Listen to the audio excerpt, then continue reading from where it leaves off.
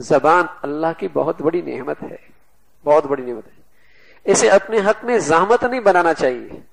بس اوقات آدمی زبان سے ایک بول نکلتا ہے، بہت معمولی سمجھتا ہے، لیکن ایسا نیکی کا بول بولتا ہے کہ جنت کے قریب پہنچ جاتا ہے، اور بس اوقات گناہ کا ایسا بول زبان سے نکلتا ہے کہ جنت سے قریب سے نکل کر جہنم کے کنارے پہ جا پہنچتا ہے۔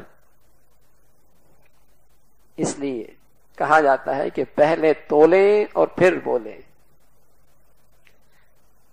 حضور علیہ الصلوۃ والسلام نے ایک نوجوان سے نصیحت کرتے ہوئے فرمایا وَلَا تُكَلِّمْ بِكَلَامٍ تَعْذَرُ مِنْهُ غَدًا، میاں ایسی بات نہ کہنا کہ کل تمہیں پھر شرمندگی اٹھانی پڑے۔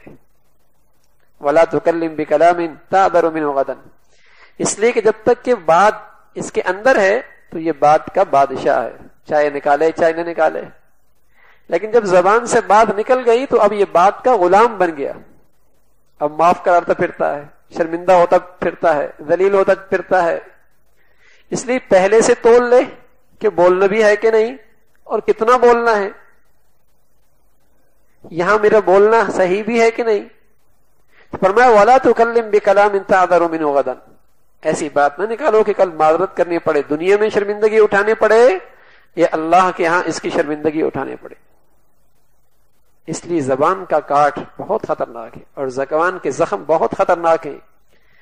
دوسرے زخم دوائیوں سے پر ہو جایا کرتے ہیں، مرہم سے پر ہو جایا کرتے ہیں، لیکن زبان کا لگا ہوا تیر اور اس کا لگا ہوا زخم اس اوقات ساری زندگی نہیں بھرتا، وہ چپتا رہتا ہے پھر ساری زندگی وہ جملہ۔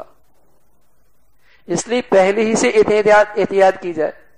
تو آج فساد کی ایک بڑی وجہ زبان کی غلط استعمال ہے، اور فتنوں کی بڑی بنیاد زبان کا غلط استعمال ہے۔ گناہوں کا ایک بڑا بوجھ اس زبان کے غلط استعمال کی وجہ سے